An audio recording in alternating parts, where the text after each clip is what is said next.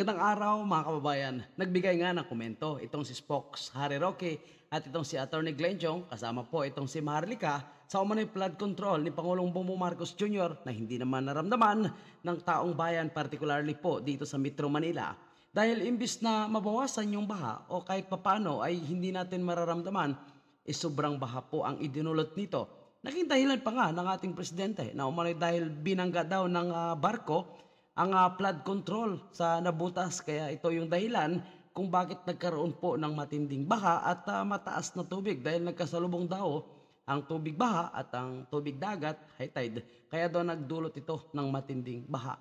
Ngunit para sa ating mga kababayan, nasaan na po yung pinunduhan na sinabi nga ni Senator Amy Marcos na 450 billion umano sa loob ng 2 taon na flood control sa buong Pilipinas, pero bakit nagkaroon pa ng mga matinding baha? Ito ba ay drawing lang? At ayon nga po sa DPWH, itong 5,500, ang iba ay ongoing pa. Pero bakit ang sabi ng ating presidente, ito daw ay tapos na itong 5,500 at may mga ongoing project pa para daw sa mga baha na parating sa ating bansa. Ngunit mukhang naging busy nga sila, umano mga kababayan po natin, sa pag-counter, sa paghahanap kung sino nga ba yung original na nagpalabas nitong video na sinabi na nga ni Maharlika o inamin ni Maharlika na siya po yung nagpalabas ng video. Kaya tila ba hindi po nila napaghandaan ang pagdating ni Karina. Dahil busy po sila sa pag-take down ng mga nag-upload ng video, naging busy po sila sa kanilang preparation sa SONA na ginastusan lang naman ng 20 million na pagkain, ilang oras lang. Tapos yun nilamo na ng mga tambaluslos at buaya yung 20 million. So ito po, pakinggan po natin ang naging komento po ni Spokes Harry Roque at Attorney Glenn Chong. Naman narinig nyo na pinagbiyabang ni Ngagba. Mga Ngagba, yung 5,500 flood control sa kanyang SONA. Yes. At ang siya'y tinanong, dito ka, at ang siya'y tinanong, abay, ayaw sumagot. Tumawa na naman. Parang same answer nung tinanong siya doon sa kanyang pulburon. Naman. Tumawa lang naman. At sabi niya, hindi dapat sagutin ngayon yan. Hindi mo dapat ngayon sagutin yan. Ngayon nga, bumaha. So saan mo dinala yung 5,500 na pinaggastusan ng taong bayan? Tamang tanong yan.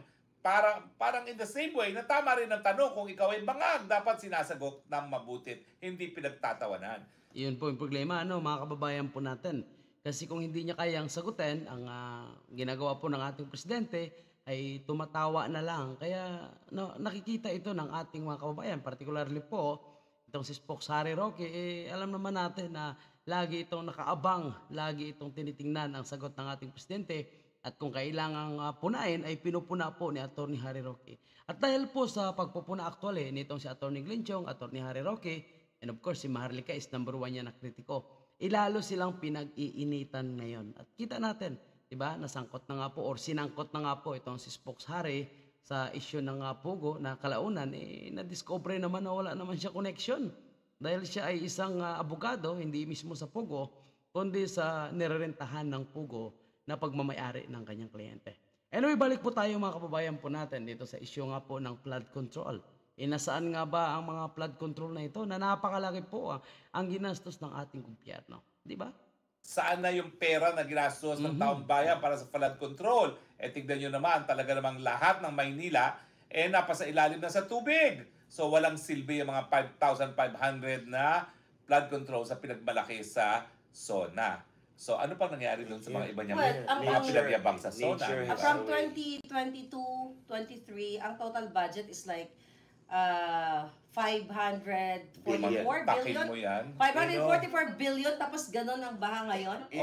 Nature has a way of exposing the corrupt people. Yun na nga nature became the fact checker. Diba? Yes.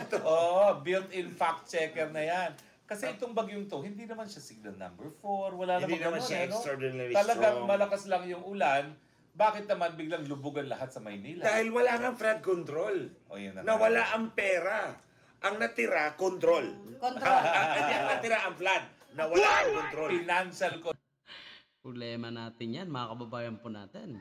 Kasi magkakaroon sila ng pagdinig sa Senado at House of Representatives, imbestigahan kung nasaan po yung mga proyektong flood control. Ano po, mukhang madikdik na naman yung DPWH at MMDA dito, mga kababayan. At mukhang maliligtas na naman po sa paninisi itong ating presidente. Nawala ang control, ang flood ang natira. Kasi ayan, kitang-kita. Kapag flood control kasi ginagawa nila dredging. Sino nagbabantay kung nagde-dredge talaga sila? Actually, diba? So parang pinagkikitaan po itong flood control. Nako, mga kababayan natin.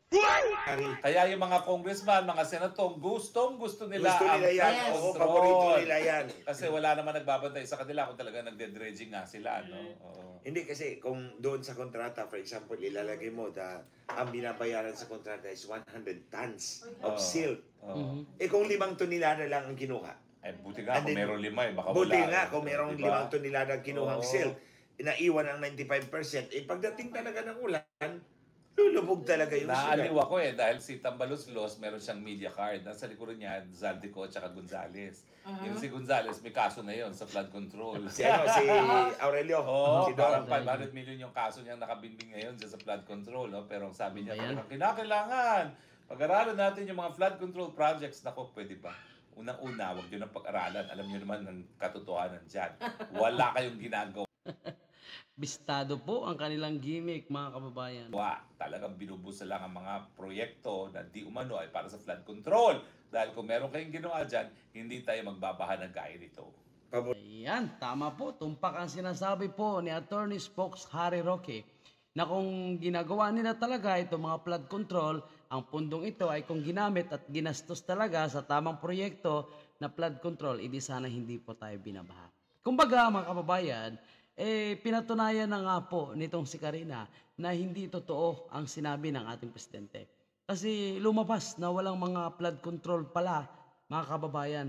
At ang nangyari po ay baha control. O baha nga lang, walang control. Dahil kita natin, lumubog sa baha ang Kamaynilaan. Kung sinasabi pa nga nila, hindi pa ganun kalakas ang ulan na ito. Mahina pa ito. Pero sobrang dami ng tubig na naipon. Kasi walang flood control Walang kumukuha ng tubig. Tapos sinasabi, nagsalubong pa yung high tide tapos tubig baha.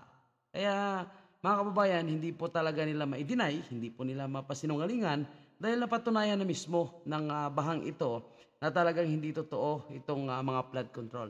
Kaya nais po natin sana malaman at dapat may managot po sa mga ganitong klaseng proyekto. Sino yung dapat managot?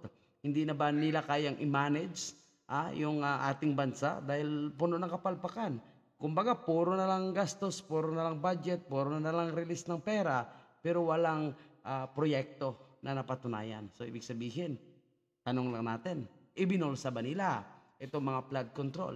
Nasabi ni Amy Marcos sa 2 taon ay ang kabuuan na flood control budget ay 450 billion.